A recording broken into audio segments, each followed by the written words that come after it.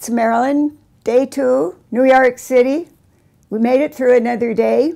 We started bright and early though. Well, not really too bright and not really too early, but we met the Associated Press group in at our hotel here in Times Square.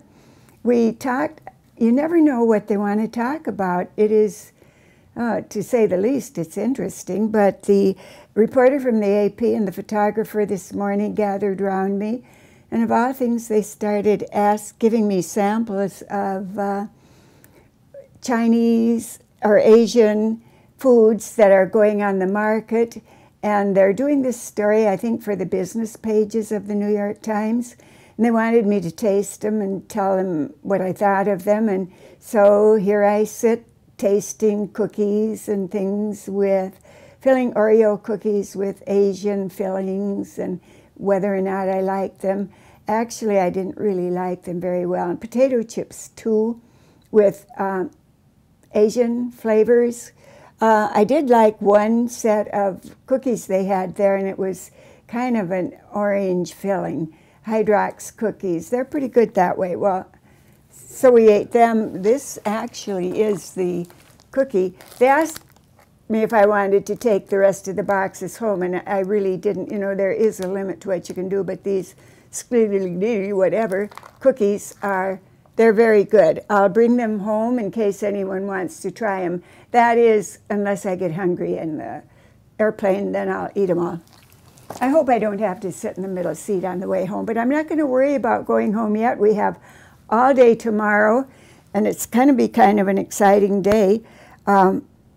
We're going to the Anderson Cooper filming tomorrow, and I believe that's going to be shown next week. I don't think it's going to be live, but again, I'm going to try not to call him Cooper Anderson.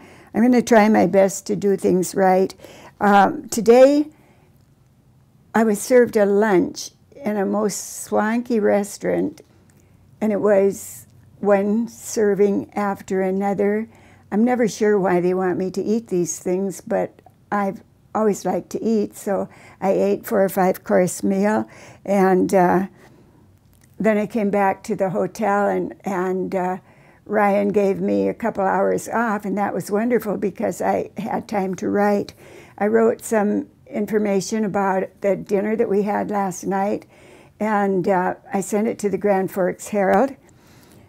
Then we decided that we should see how the other half lived. After all, we've been going to these hoi polloi places, and we've been driven around by cars that come and pick us up and take us here and there.